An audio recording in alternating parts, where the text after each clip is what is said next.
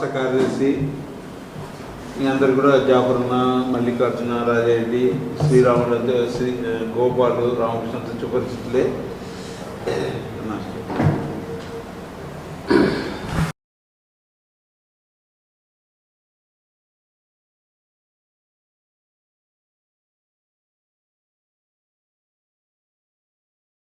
Friends, మీ అందరికీ నమస్కారం. మన రాయలసీమ ప్రాంతం అంటే ఒకప్పుడు ఫ్యాక్షనిస్టులకు, రౌడీలకు, గూండాలకు, పాలెగాళ్లకు నిలయంగా మారిపోయినటువంటిది వాస్తవం. కానీ గత 20-25 సంవత్సరాల కాలంగా ప్రజల్లో వచ్చినటువంటి జీవన విధానంలో వచ్చినటువంటి మార్పులు అనేక రకాలుగా ప్రజలను అలాంటి ఫ్యాక్షన్ కోరం నుంచి బయటికి నెట్టేసి ప్రశాంతమైనటువంటి పద్ధతుల్లో జీవనాన్ని కొనసాగిస్తున్నారు. కానీ నేడు రాజకీయాల్లో ఉన్నటువంటి రాజకీయ పార్టీలు ఆధిపత్య పోరులో భాగంగా ఈరోజు ప్రత్యక్ష పార్టీలపైన ప్రజాస్వామ్య పద్ధతుల్లో విమర్శల జడివాన కురిపించవచ్చు. ఎవరికి నష్టం లేదు, తప్పు లేదు. బట్ కానీ మరీ బరితెగించి ప్రత్యక్షంగా భౌతిక దాడులకు పూనుకొని మనుషులను చంపేటువంటి స్థితికి రాక్షసంగా వ్యవహరించడాన్ని భారత కమ్యూనిస్ట్ పార్టీ సిపిఐగా మేము తీవ్రంగా వ్యతిరేకిస్తూ ఉన్నాం. దీనికి ప్రత్యక్ష నిదర్శనం నిన్న తాడిపత్రిలో వైసీపీ కార్యకర్తల పైన పోలీసులు ఎదుటే పెద్ద ఎత్తున దాడి చేసి వారిని చంపడానికి చేసినటువంటి ప్రయత్నం ఇది దుర్మార్గకరమైనటువంటి ప్రయత్నం అని చెప్పి మేము తెలియజేస్తూ ఉన్నాం. అదే సందర్భంలోనే ఎమ్మెల్యే అస్మిత్ రెడ్డి గారు, జేసీ ప్రభాకర్ రెడ్డి గారు, మాజీ ఎమ్మెల్యే గారు చాలా పెద్ద ఎత్తున ఇలాంటి చర్యలను ప్రోత్సహించే పద్ధతుల్లో వారి యొక్క మాటలు చెప్పడం అనేటువంటిది కూడా సరైనది కాదు. మరి పోలీసులు అన్నట్టు వాళ్ళు ఏం చేస్తూ ఉన్నారో అర్థం కాని పరిస్థితి. ఈరోజు అందరినీ పోలీసులు అనలేం, కానీ అట్లని చెప్పి ఎవరిని కూడా ఏం మాట్లాడకపోతే కూడా సరైనది కాదు. మరి ప్రత్యక్షంగా పోలీసులు ఎదుటే జరిగితే కూడా దానికి కావాల్సినటువంటి నిష్పక్షపాతమైనటువంటి విచారణ జరిపి బాధ్యులైన వారిని శిక్షించాలని పోలీసులు ఎందుకు ప్రేక్షక పాత్రలో ఉన్నారని చెప్పేసి మేము సిపిఐగా అడుగుతూ ఉన్నాం. అదేవిధంగా జిల్లా ఎస్పీ గారు కూడా జస్ట్ ఊరిక జరిగిన తర్వాత, ఘటన జరిగిన తర్వాత విజిట్ చేసి పత్రికల్లో, టీవీల్లో వార్తలిస్తే సరిపోదు. దీని యొక్క మూలాలను అర్థం చేసుకొని దాన్ని నివారించడానికి కావాల్సినటువంటి ప్రయత్నం జరగాలి. ఎందుకంటే ఈరోజు అటు వైసీపీ వాళ్ళు కానీ, ఇటు టీడీపీ వాళ్ళు కానీ రేపు రానున్నటువంటి స్థానిక ఎన్నికలను దృష్టిలో పెట్టుకొని జిల్లాలో ఒక భయభ్రాంతులు క్రియేట్ చేసే పద్ధతుల్లో అలాంటి వ్యవహారం నడపడానికి ఇప్పటికే అధికార పార్టీ వైపు నుంచి అలాంటి కవింపు చర్యలు చాలా పెద్ద ఎత్తున కొనసాగుతూ ఉన్నాయి. ఇది ఇక్కడ ఒక చోటే కాదు. ఈరోజు పోలీసులకు సంబంధించిన దాంట్లో మేము ఖచ్చితంగా వైఫల్యమనే చెప్పదలుచుకున్నాం.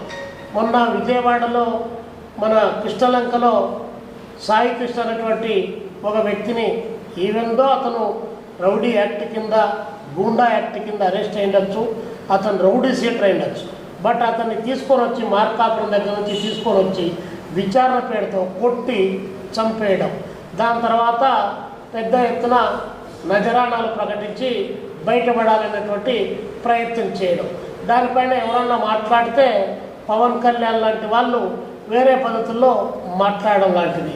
ఆయన కేవలం సాయి కృష్ణే కాదు, అదేవిధంగా క్రాంతి కుమార్ అని చెప్పేసి ఒక దళిత యువకుడు ప్రకాశం జిల్లాకు సంబంధించి సింగరాయకొండ, అతను పోలీసులకు భయపడి నేను ఆత్మహత్య చేసుకున్నానని చెప్పేసి అతను ఆత్మహత్య చేసుకోవడం. అదేవిధంగా కర్నూలు జిల్లాకు సంబంధించినటువంటి గంగమ్మ అనేటువంటి ఒక దళిత మహిళ. ఇవన్నీ మనం ఆలోచన చేసినప్పుడు ఈ ప్రభుత్వం శాంతి పద్ధతుల పట్ల ఏమాత్రం కూడా చిత్తశుద్ధితో వ్యవహరించడం లేదు. అధికారాన్ని పోలీసుల చేతిలోకి, ఇంకోవైపు రాజకీయ నాయకుల చేతిలోకి అప్పగించారు. ఎవరు అధికారంలో ఉంటే వాళ్ళ సామ్రాజ్యాలు పోలీస్ స్టేషన్లు అంతా కూడా వారి వ్యాపార కేంద్రాలుగా మారిపోతూ ఉన్నాయి. సారీ టు సే ఈ మాట చెప్పడానికి సివిల్ పంచాయతీల కేంద్రంగా పోలీస్ స్టేషన్లు మారిపోతూ ఉన్నాయంటే ఇంతకంటే దుర్మార్గకరమైన విషయం మరొకటి లేదు. కాబట్టి జిల్లా ఎస్పీ గారు తక్షణం దీనిపైన స్పందించి ఇలాంటి కక్షలు కార్పణ్యాలు జరగకుండా ప్రజల మధ్య ఒక ఐక్యతను తీసుకొనడానికి కావాల్సిన ప్రయత్నం చేయాలి. అధికార పార్టీకి కొమ్ము కాచే పద్ధతుల్లో, అంటే అది ఎవరు అధికారంలో ఉంటే వాళ్ళకే తప్ప మీకు రాజ్యాంగం కానీ చట్టం కానీ శాసన వ్యవస్థలో నిర్దేశించుకున్నటువంటి ఈ యొక్క సెక్షన్లు కానీ ఏం వర్తించవా? అంటే మీరు చదువుకున్నట్టు వాళ్ళే కదా, మరి అధికార పార్టీ ఏం చెప్పింది అది చేయడానికి మరి ప్రజలు జీతాలు ఇస్తూ ఉంటే మరి వారికి కాపులా కాస్తే ఎట్లా అని చెప్పేసి మేము సిపిఐగా అడుగుతున్నాం. తాడిపత్రిలో జరిగినటువంటి ఘటనను కమ్యూనిస్ట్ పార్టీ సిపిఐగా తీవ్రంగా నిరసిస్తున్నాం, ఖండిస్తున్నాం. భవిష్యత్తులో ఇలాంటి ఘటనలు జరగకుండా నిష్పక్షపాతంగా పోలీసులు వ్యవహరించాలని చెప్పేసి చర్యలు తీసుకున్నాం. దీనికి బాధ్యులైనట్టు వాళ్ళు, ప్రోత్సహించినట్టు వాళ్ళు, బిహైండ్ ద కర్టన్ ఎవరైతే ఉన్నారో వాళ్ళు ఎంత పెద్దవాళ్ళైనా సరే శిక్షించాలని చెప్పి కూడా మేము సిపిఐగా డిమాండ్ చేస్తూ ఉన్నాం.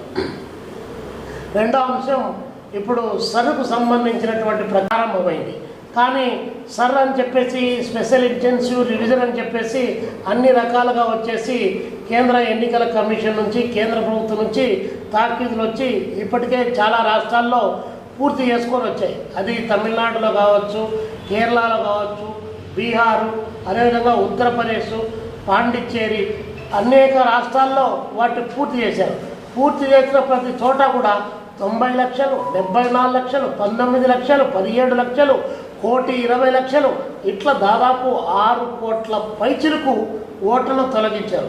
మొత్తం భారతదేశంలో ఉన్నటువంటి 28 రాష్ట్రాల్లో ఈ సర్ ప్రక్రియ పూర్తయినప్పటికీ దాదాపు 20 కోట్ల మంది నిజమైనటువంటి ఓటర్స్ను తొలగించడానికి కావాల్సినటువంటి ప్రయత్నం ఈరోజు కొనసాగుతుంది. ఈ సర్ ప్రక్రియలో అనేకమైనటువంటి లోపాలు ఉన్నాయని చెప్పేసి కేటగారికల్గా ఎత్తి చూపి చివరికి ఒక ముఖ్యమంత్రిగా ఉన్నటువంటి మమతా బెనర్జీ గారు మా రాష్ట్రంలో ఇన్ని లక్షల ఓట్లు తొలగించారని చెప్పి కోర్టుకు తానే కోర్టు వేసుకొనిపోయి స్వయంగా మాట్లాడిన తర్వాత కూడా న్యాయం జరిగినటువంటి పరిస్థితి ఒకవైపున కొనసాగుతుంది. ఇప్పుడు ఆంధ్రప్రదేశ్లో సర్ ప్రక్రియ కొనసాగిస్తున్నాం, మీరంతా కూడా ఇది చేసుకోండి అని చెప్పి అక్కడ కూర్చొని మన విజయవాడలో కూర్చొని వివేక్ యాదవ్ గారు ఎన్నికల కమిషన్ గారు ప్రకటించారు. అట్లా రాజకీయ పార్టీలు కూడా వాళ్లకు సంబంధం లేకపోయినా ఇది ప్రభుత్వం చేయాల్సిన ప్రక్రియ, బిఎల్ఓలు పెట్టి చేయాల్సిన ప్రక్రియ. రాజకీయ నాయకులు ఎవరికి కావాల్సినటువంటి అప్లికేషన్లు వాళ్ళు తీసుకొని వచ్చి ఫిల్ చేసేటువంటి పద్ధతిలో ఒకవైపున కొనసాగుతుంది. కానీ ఈ సర్ ప్రక్రియ అనేటువంటి దానికి సంబంధించి ఎన్నికల కమిషన్లో పేర్కొన్నటువంటి దాని ప్రకారము గ్రామ సభలు పెట్టాలి, బిఎల్ఓలు అక్కడికి పోవాలి, ఆ కొంపల దగ్గరికి పోయి ఆ కొంపలో మనుషులు ఉన్నారా లేదా అని చూడాలి. ఈరోజు అలాంటి పరిస్థితి బిఎల్ఓలకే అవగాహన లేకుండా ఉన్నటువంటి పరిస్థితి. పైగా దానికి కావాల్సింది ఇప్పుడు నన్ను అడుగుతూ ఉన్నారు, నేను ఓటర్ నమోదు చేసుకోవాలంటే మా అమ్మ బర్త్డే కావాలంట, మా నాయన బర్త్డే కావాలంట. మా అమ్మ నేను ఎప్పుడు పుట్టారని నేను అడిగినా అనుకో, చదువుకున్నా ఏదో స్కూల్లో బర్త్డే డేట్ వేశారు కాబట్టి సరిపోయింది. మా అమ్మ నేను అడిగితే మా అమ్మ బతుకున్నప్పుడు ఏం చెప్పిందంటే కొరకోతల్లో కడుపులో పడ్డావు నాయన, జొన్న కోతల్లో పుట్టావని చెప్పేటువంటిది. అలాంటి గ్రామాలు ఇప్పటికీ కోకొలలుగా ఉన్నాయి. అలాంటి సందర్భంలో మీకు 12 పెట్టాం, 13 పెట్టాం, అసలు వీళ్ళు భారతీయ పౌరులా కాదా అనేటువంటి దాన్ని చేయడానికి మీరు స్పెషల్ సమ్మరీ చేస్తే సరిపోతుందని చెప్పి ఒకవైపున మేధావులు నిపుణులు చెప్తాంటే స్పెషల్ ఇంటెన్సివ్ రివిజన్ పేరుతో మీకు ఎవరైతే వ్యతిరేకంగా ఉన్నారో, ఒకవేళ మీకు వ్యతిరేకమని భావిస్తారో, మీ రాజకీయ పార్టీలకు ఓట్లు వేయాలని చెప్పి భావిస్తారో అలాంటి వాళ్ళ ఓట్లను తొలగించడానికి కావలసినటువంటి కుట్ర కోణం ఇందులో దాగింది. కాబట్టి మేము డిమాండ్ చేస్తున్నాం, జిల్లా కలెక్టర్ గారు ఈ జిల్లాకు ఎన్నికల అధికారిగా ఉన్నారు కాబట్టి బిఎల్ఓల ద్వారా గ్రామ సభలు పెట్టి మైకులు పెట్టి దానికి కావాల్సిన పద్ధతిలో ప్రజలకు ఒక అవేర్నెస్ తీసుకొని వచ్చి ఓటర్స్ లిస్టులో నుండి నిజమైనటువంటి ఓటర్లు పోవడానికి వ్యతిరేకంగా ఈరోజు మేము ప్రభుత్వానికి విజ్ఞప్తి చేస్తున్నాం. పైగా ఎవరైనా 2, 3, 4 చోట్ల ఓటర్లు ఉన్నారనుకో తొలగించుకోండి, ఇబ్బంది లేదు దానికి. కానీ మీరు బీహార్లో ఒక ఎక్స్పీరియన్స్ చూసారు కదా, ఒకటే ఇంట్లో 355 మంది ఉన్నారు, ఆ ఇంట్లో వచ్చేసి అన్ని మతాల వాళ్ళు ఉన్నారు అని చెప్పి వచ్చినటువంటిది మనం వాస్తవంగా దేశం అంతా కూడా వీక్షించింది. కాబట్టి ప్రభుత్వం తన కుట్రకోణాన్ని మానుకొని, అంటే ఇక్కడ కేంద్ర ప్రభుత్వం రాష్ట్ర ప్రభుత్వం వేరువేరు కాదు, ఇక్కడ రెండు కూటమి ప్రభుత్వాలు. కాబట్టి ఈ కూటమి ప్రభుత్వం అయినా సరే ఖచ్చితంగా నిర్ణయం తీసుకొని ఈ సర్ పైన ఖచ్చితంగా ప్రజల యొక్క ఓట్లను తొలగించకుండా వాళ్ళు ఏ మతము, ఏ కులము, ఏ జాతి అన్నదాంతో సంబంధం లేకుండా వాళ్ళు భారతీయ పౌరులను నిరూపించుకోవడానికి 2002లో ఓటర్ లిస్టులో పేరు ఉండాలని చెప్పేసి చెప్తాను. కొంతమందికి లిస్టులో పేరు ఉండదు, మరి వాళ్ళ పరిస్థితి ఏంది? కాబట్టి దీనిపైన అవగాహన లేకుండా ఓట్లు కోల్పోయేటువంటి పరిస్థితి ఈరోజు రాష్ట్రంలో కొనసాగుతుంది. కాబట్టి దీనిపైన ప్రభుత్వం ఒక స్పెషల్ ఇంటెన్సివ్ రివిజన్ అని ఎట్లా పెట్టారో ఒక స్పెషల్ డ్రైవ్, ఓటర్స్ నిజమైనటువంటి ఓటర్స్ నష్టపోకుండా, పొరపాటు ఓటర్గా నష్టపోయి తాను భారతీయ పౌరుడు కాదని తెలిస్తే రేపొద్దున ఇదే భారతీయ జనతా పార్టీ ఆర్ఎస్ఎస్ ఈ దేశ సరిహద్దు నుంచి వెళ్ళగొడుతుంది. ఎగ్జాంపుల్ అస్సాంలో 2023లో ఎన్ఆర్సీని మేము ఏర్పాటు చేసాం, పక్కనున్నటువంటి దేశాల నుంచి ఇక్కడికి వచ్చారు కదా, ఇంతవరకు లెక్కలు కూడా ప్రకటించినటువంటిది. అంటే వాళ్ళకి ఎన్నికల ప్రక్రియలో ఉపయోగపడే వాళ్ళు మాత్రమే తీసుకోవాలనేటువంటి కుట్రకోర నడుతున్న నేపథ్యంలో దీనిపైన జిల్లా కలెక్టర్ గారు స్పందించాలని చెప్పేసి మేము కోరుతా ఉన్నాం. మూడో అంశము, చంద్రబాబు నాయుడు గారు 2 ఏళ్ల కూటమి పాలన చాలా అత్యంత అద్భుతంగా శరవేగంగా అభివృద్ధికి మామూలుగా కూడా కాదు, పగ్గాలు లేకుండా అభివృద్ధి పరుగులు ఎత్తా ఉందని చెప్పేసి వారు ప్రకటిస్తూ ఉన్నారు. నిజంగా అభివృద్ధి పగ్గాలు లేకుండా పరుగులు ఎత్తుతూ ఉంటే మేము సిపిఐగా అడుగుతూ ఉన్నాం, మీరు అధికారంలో లేకుండా 2019వ సంవత్సరంలో మీకు గుర్తు ఉండే ఉంటుంది, ఇక్కడ మీరు అధికారంలోకి వచ్చిన వెంటనే ప్రపంచ ప్రఖ్యాతిగాంచినటువంటి వెరైటీస్ గనులు ఏవైతే కడప జిల్లా మంగంపేటలో ఉన్నాయో అక్కడ 20,000 కోట్ల రూపాయలు విలువైనటువంటి ముడి ఖనిజాన్ని దోచుకుంటున్నారు ఎంప్రదా కంపెనీ అని చెప్పి డయాగ్రామ్ వేసి మరి మీరు ఎక్కడెక్కడ ఏమని జరుగుతుందని చెప్పారు. మరి ఈరోజు పవన్ కళ్యాణ్ గారు, అదేవిధంగా ఆయన ఎవరు, మన మైనింగ్ మినిస్టరు, ఆయన అందరూ కలిసి అసెంబ్లీలో మాట్లాడిన 24 గంటలకు ఏ కంపెనీ పేరైతే ఎత్తారో ఆ కంపెనీకే మీరు దాన్ని కట్టబెట్టారంటే మరి సంచులు ఎన్ని రూపాల్లో ఎన్ని రకాలుగా వచ్చాయో ఆలోచన చేయమని చెప్పి కోరుతా ఉన్నాం.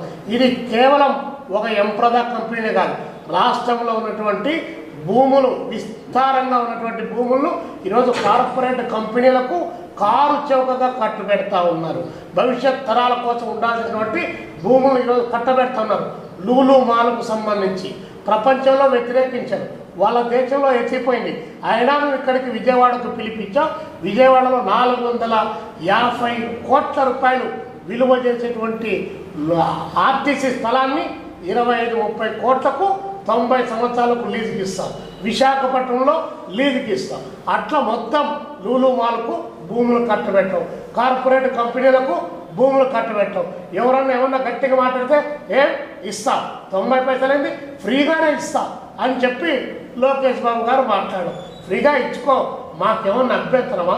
ఇక్కడ ఉన్నటువంటి మీ తాతగారు ఖర్జూర నాయుడు గారు సంపాదించినటువంటిది అక్కడ ఉంటే ఏదైనా కూడా దాన్ని ఇచ్చుకో, మాకే అభ్యంతరలే. ఇది ప్రజల ఆస్తి. సిసిఏలే దగ్గర నుంచి ల్యాండ్ సర్వే దగ్గర వరకు ప్రభుత్వంలో అనేక రకాలుగా చర్చలు జరిగి ప్రజల భూమి కాబట్టి మేము ఇస్తామంటే ఫార్చ్యూన్ 500 కంపెనీకి మేము భూములన్నీ ఇస్తామంటే ఫార్చ్యూన్ 500 కంపెనీలు ఎన్ని వచ్చాయి? వచ్చిన దాంట్లో ఉద్యోగాలన్నీ, ఉపాధి అంతా, రాష్ట్రానికి వచ్చిన ఆదాయం అంతా, ఇది కదా లెక్కలు చెప్పాల్సింది. ఇవి చెప్పకుండా మేము అధికారంలో ఉన్నాం, పంచుకుంటా పోతామని చెప్పి మళ్ళీ మీరు నీతులు చెప్తా ఉన్నారు. జగన్మోహన్ రెడ్డి అమ్మకానికి పెట్టాడు, మేము దీన్ని నిలబెట్టండి. జగన్మోహన్ రెడ్డికి మీకు ఏమీ తేడా లేదు అమ్మకాల్లో. మీరు తేడా ఉందని చెప్పి మీరు అనుకుంటే 1 by 1 విశాఖ స్టీల్ ప్లాంట్ దగ్గర నుంచి, నక్కపల్లి బల్క్ డ్రగ్ పరిశ్రమ దగ్గర నుంచి, విజయనగరం పెల్లో ఏరియస్ కంపెనీ దగ్గర నుంచి, కడప స్టీల్ ప్లాంట్ దగ్గర నుంచి, అనంతపురం లేపాక్స్ వరకు ఎక్కడ ఏ ప్రాంతంలో ఎన్ని వందల ఎకరాలు మీరు కట్టబెట్టారు. చివరికి రాజధానిలో ఉన్నటువంటి భూములను కూడా మీరు ఎలా కట్టబెడుతున్నారనే దాంట్లో ఈరోజు మా దగ్గర పూర్తి వివరాలతో మేము చెప్పడానికి ఇస్తాం. కాబట్టి ప్రభుత్వం చెప్పేటువంటిది ఒకటి, ఆచరణలో చేసేటువంటిది మరొకటి అనే పద్ధతిలో ఈ ప్రభుత్వం ప్రయత్నం చేస్తుంది. ఈ నేపథ్యంలో భారత కమ్యూనిస్ట్ పార్టీ సిపిఐగా మేము ఆగస్టు 6వ తారీఖు నుంచి 15వ తారీఖు వరకు రాష్ట్ర వ్యాప్తంగా 28 జిల్లాల్లో కూడా పెద్ద ఎత్తున ఒక ప్రచార క్యాంపెయిన్కు శ్రీకారం చుట్టాం. కేంద్ర ప్రభుత్వం, రాష్ట్ర ప్రభుత్వం పైన డబుల్ ఇంజన్ సర్కార్, అది వికసిత భారత్, ఇది వికసిత ఆంధ్రప్రదేశ్, ఇద్దరు కలిసి ప్రజలను విలవిలలాడించేటువంటి ఈ పాలక వర్గాల పైన ఒక పెద్ద ప్రచార క్యాంపెయిన్ను స్టార్ట్ చేయడం జరిగింది. ఈ ప్రచారంలో రైతులు, విద్యార్థులు, యువజనులు, మహిళలు, సబ్బంటు ప్రజానికం అంతా కూడా ఇందులో భాగస్వాములు కావాల్సినటువంటి అవసరం ఉంది. ఇది ప్రజా సమస్యల పైన చేస్తున్నటువంటి పోరాటం. ఈ పోరాటంలో భాగస్వాములు కావాలని చెప్పి ప్రజలకు పిలుపునిస్తా ఉన్నాం. చివరి అంశం రేపు 30వ తారీఖు రైతాంగ సమస్యల పరిష్కారం కోసం ఆంధ్రప్రదేశ్ రైతు సంఘం, ఆంధ్రప్రదేశ్ కౌలు రైతుల సంఘం నేతృత్వంలో చలో విజయవాడ కార్యక్రమానికి పిలుపునిచ్చారు.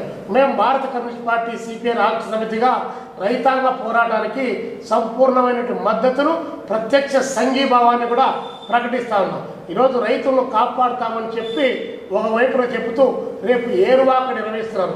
ఏరువాక నిర్వహించి ఎద్దుకు కుంకం పెడితే రైతు గుండె పగిలిపోయేటువంటిది ఆగిపోతుందని చెప్పి ప్రభుత్వం ఏమన్నా భావిస్తానేమో. 2 సంవత్సరాలైంది రైతుకి ఇస్తున్నటువంటి రైతు భరోసా 40,000 రావాలి, 20,000 ఇచ్చావు, 20,000 ఎగరగొట్టావు. ఈరోజు మేము రైతు భరోసాను, రైతు పంట పండించాలంటే మీరు ఇచ్చేటువంటిది దానికి 20,000 సరిపోలేదు, కనీసం ఒక 50,000 రూపాయలు ఇవ్వమని చెప్పి మేము అడుగుతా ఉన్నాం. ఉద్యోగస్తుడికి అన్ని రకాల ఇన్సెంటివ్స్ ఉన్నాయి, కానీ ఆరుగాలం కష్టపడి వానొచ్చిన, వరదొచ్చిన, కరువు వచ్చిన, కాటకాలు వచ్చిన రైతు ఆ పొలాన్ని నమ్ముకొని దుక్కి దున్ని ఏడ్చి అక్కడ పంటలు పండిస్తూ ఉన్నా కూడా ఆ రైతుకు ముసలి ముప్పున కనీసం ఒక 10,000 రూపాయలు పెన్షన్ ఇవ్వడానికి మీ దగ్గర లేదు. కానీ మీరు పెన్షన్ ఇవ్వమంటే రైతాంగాన్ని ఆదుకోరు, పెన్షన్ ఇవ్వరు. ఈరోజు గిట్టుబాటు ధర ఇవ్వమని చెప్పేసి ఒకవైపున పొగాకు రైతులు పెద్ద ఎత్తున రోడ్డెక్కి ఆందోళన చేస్తారు. అసలు ప్రభుత్వానికి పట్టుందా అని అడుగుతా ఉన్నాం. చంద్రబాబు నాయుడు గారు మాటల పట్టేనా లేకపోతే ఆచరణలో పట్టుందా అని అడుగుతున్నాం. పొగాకు రైతులను కిలో 200 రూపాయలకు తక్కువ లేకుండా కొనుగోలు చేయమని చెప్పేసి ముఖ్యమంత్రి గారు ఆదేశించారు. ఈ రాష్ట్రంలో నో బిడ్ అని చెప్పి ప్రకటిస్తూ ఉంటే ఎంత ధైర్యం ఉండాలి అంటే, కార్పొరేట్ కంపెనీలు ఏవైతే ఉన్నాయో వారితో ఈ పొగాకు కంపెనీల వ్యాపారస్తులు ఎవరైతే ఉన్నారో వారితో సిండికేట్ అయ్యారు. కాబట్టి ఈరోజు పొగాకు రైతులు రోడ్డెక్కి ఆందోళన చేశారు. పొగాకు రైతులు ఇబ్బంది పడుతున్నారు. ఇదే అనంతపురం జిల్లాలో, ఇదే రాప్తాడు, చుట్టుపక్కల కూడేరు దగ్గర నుంచి అనేక ప్రాంతాల్లో మనం పోయి పొలాలు చూస్తే 500 చీని చెట్లు, 1000 చీని చెట్లు, 5 ఎకరాలు 10 ఎకరాలు వేసుకున్నటువంటి రైతు గగ్గోలు పలకరిస్తే కన్నీళ్ళ పర్యంతం చెబుతున్నాడు. ఏడవడానికి కన్నీళ్లు కూడా రానటువంటి స్థితిలో ఈరోజు రైతు అల్లాడిపోతున్నాడు. అలాంటి రైతును ఆదుకోమని చెప్పి వారికి 5 లక్షలు 8 లక్షలు పెట్టుబడి పెడితే ఆ రైతాంగాన్ని ఆదుకోవడానికి ఈ ప్రభుత్వం ఏమాత్రం కూడా పట్టించుకోలేదు. 2 లక్షల రూపాయలు రుణాన్ని ఒక్కమారు రద్దు చేయమని చెప్పి డిమాండ్ చేస్తూ ఉంటే రైతాంగానికి ఇచ్చేటువంటి డబ్బులు అది పెద్ద భారం అవుతుందంట. కానీ కార్పొరేట్ కంపెనీలకు మాత్రం 16,50,000 కోట్లు వారికి రద్దు చేసి వారికి ఊడిగం చేసుకునే పద్ధతిలో ఈరోజు ప్రయత్నం చేస్తున్నారు. కాబట్టి మేము డిమాండ్ చేస్తున్నాం, రైతులందరూ కూడా, ఏ రైతైనా సరే, దానిమ్మ రైతు మొదలుకొని, పొగాకు రైతు మొదలుకొని, జీడిపిక్కల రైతు మొదలుకొని, టమాటా రైతుల వరకు అన్ని రకాల రైతాంగం రేపు 30వ తారీఖు విజయవాడకు రమ్మని పిలుపునిస్తా ఉన్నాం. మీరు ఊరుకుంటే ఈ ప్రభుత్వాల పలకం మీ భుజాల పైన చెల్లకోలు ఉండాలి. ఆ చెల్లకోల తీసుకొని విజయవాడ కేంద్రానికి రావాలి. పాలక పక్షాలు పలక్కున్న మాటలతో చెప్పి లెటర్లు రాస్తున్నాం, ఉత్తరాలు రాస్తున్నాం అనేటువంటి ప్రభుత్వాన్ని కొడితే బొడ్డు చుట్టూ మన ఉద్యమం ద్వారా వాతలు పడాలి. ఆ వాతలు పెడతారని, రైతులు తిరగబడతారని భయం ఉంటేనే ఈ పాలక ప్రభుత్వాలు పలుకుతాయి తప్ప లేకపోతే లేదు. కాబట్టి రైతాంగాన్ని తరలి రమ్మని చెప్పి పిలుపునిస్తూ ఉన్నాం. ప్రభుత్వం చేపట్టినటువంటి సర్ పేరుతో ఓటర్ల జాబితా సవరణ కార్యక్రమం జరుగుతున్నట్లు పత్రికల్లో వస్తూ ఉంది. కానీ ఓటర్ల జాబితా సవరణ పేరుతో ఇవాళ అనేకమైనటువంటి నిబంధనలు పెడతా ఉన్నారు. అనేకమైనటువంటి నిబంధనలు పెట్టడం ద్వారా పౌరులు దానికి అవసరమైనటువంటి ఆధారాలను నిరూపించుకోలేక చాలామంది ఓట్లు కోల్పోయేటటువంటి పరిస్థితి ఉంది. గతంలో భారత ఎన్నికల సంఘం పారదర్శకమైనటువంటి ఓటర్ల జాబితా ఉండాలి, భారతదేశంలో నివసించే ప్రతి పౌరుడికి ఓటర్ల జాబితాలో ఓటు హక్కు ఉండాలని ఎంత సరళమైన నిబంధనలు పెట్టారంటే సంచార జాతుల వారికి కూడా, సొంత ఇల్లు లేనటువంటి సంచార జాతుల వారికి కూడా ఏ రోడ్డు పక్కన ఉంటే ఆ జాతీయ రహదారి అంటే రాష్ట్ర రహదారి నెంబర్ వేసి ఆ సర్వే నెంబర్ వేసి ఓటర్ల జాబితాలో పేరు చేర్చుకునేటువంటి సరళమైనటువంటి మరి ఇది ప్రవేశపెట్టింది. లేదా ఏ గ్రామం ఉంటే ఆ గ్రామం అంటే పేరు రాసి చేసి, కరెంటు పోల్ ఉంటే కరెంటు పోల్ దగ్గర ఉంటే కరెంటు పోల్ నెంబర్ వేసి కూడా ఓటర్ల జాబితాలో అంటే పేరు నమోదు చేసుకునేదానికి అవకాశం పెట్టింది. కానీ ఇవాళ పట్టణాల్లో గ్రామాల్లో నివసించేటువంటి పౌరులకి మరి ఇళ్ళ దగ్గరికి మరి బిఎల్ఓలు వస్తూ ఉన్నారు. వారికి ఏం చెప్తా ఉన్నారంటే, నువ్వు ఎన్ని సంవత్సరాల క్రితం ఓటు నమోదు చేసుకున్నావు, గత 10 సంవత్సరాల క్రితం ఇదే ఇంట్లో ఉన్నావా, లేకుంటే ఇలాంటి రకమైనటువంటి ఆధారాలు ఉండాలని చెప్తాం. తర్వాత ఆ ఆధారాల కోసం ఆఫీసుల దగ్గరికి తిరగాలంటే దినసరి కూలీలు, రోజువారీ కూలీలు రకరకాల పేర్లతో అంటే రోజుల తరబడి తిరగాలంటే పన్ను కొట్టుకోలేక ఓటు హక్కుని కోల్పోయే అంటే పరిస్థితి వచ్చింది. అవన్నీ ఇవ్వలేదు నిజంగా పేదవాళ్ళు, ఆఫీసులు చుట్టూ తిరిగి ఇవ్వలేదు. సాధారణంగా అందరికీ ఉండేది ఏమంటే రేషన్ కార్డు ఉంటుంది, ఆధార్ కార్డు ఉంటుంది, ఎక్కడ నివాసం ఉన్నారో నివాసం అంటే గుర్తింపు కార్డు ఉంటుంది. అవి రెండు ఉంటే ఓటర్ జాబితాలో అందరికీ పేర్లు ఉంటాయి. లేదా మీరు అన్నట్లు ఒక వ్యక్తికి 4-5 చోట్ల ఓట్లు ఉంటే తొలగించడానికి ఎవరికి అభ్యంతరం లేదు, తొలగించవచ్చు. అలాంటి పారదర్శకమైన అంటే ఓటర్ జాబితా తయారు చేయడానికి ఎవరికి ఎలాంటి అభ్యంతరం లేదు. ప్రభుత్వం తీసుకొచ్చినటువంటి కొత్త అంటే నిబంధనల పేరుతో మరి చాలామంది పౌరులను నిర్మించుకోలేక ఓటు కోల్పోయే పరిస్థితి ఉంది. టీవీల్లో పత్రికల్లో కూడా వస్తూ ఉంది. ఎవరికైతే ఓటు హక్కు లేదో వాళ్ళకి ఈ దేశ పౌరసత్వం కూడా రద్దు చేయమని కొంతమంది సుప్రీంకోర్టు దాకా వెళ్ళారు. సుప్రీంకోర్టు కూడా దాన్ని విచారించి ఇది ఎటు తెలిసి లేకుండా దాన్ని కింది కోర్టుకి బదలాయింపు అంటే చేసే పరిస్థితి వచ్చింది. ఇలాంటి గందరగోళమైన పరిస్థితి భారత ఎన్నికల సంఘం మరి రాష్ట్ర ఎన్నికల కమిషనర్ గారు కల్పిస్తూ ఉన్నారు. మారిన పరిస్థితుల్లో ప్రత్యేక ఓటర్ల జాబితా సవరణ కార్యక్రమం జరుగుతుంది. దీని మీద విస్తృతమైనటువంటి ప్రచారం ప్రజల్లో కల్పించాలి. గతంలో అయితే మరి కరపత్ర ద్వారా ప్రచారం చేసేవారు. మరి ఆటోలకి మైకులు కట్టి రెవెన్యూ అధికారులు కానీ ఇతర అధికారులందరూ కూడా ఇంటింటి ప్రచారం చేసేవారు. మరి ప్రత్యేకమైన ఓటర్ల సవరణ కార్యక్రమం జరిగినప్పుడు పేదవాళ్ళు నివసించే ప్రాంతాల్లో, కూలీలు నివసించే ప్రాంతాల్లో ఉదయం తెల్లవారి 6 నుంచి 8 గంటల లోపు, సాయంత్రము 5 నుంచి 7 గంటల దాకా ప్రత్యేక సవరణ కార్యక్రమం పెట్టేవాళ్ళు.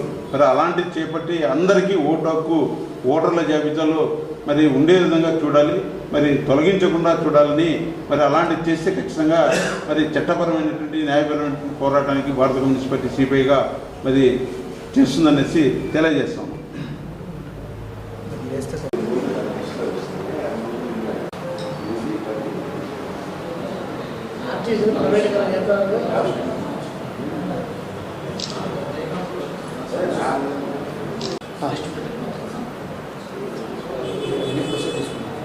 ఒక నిమిషం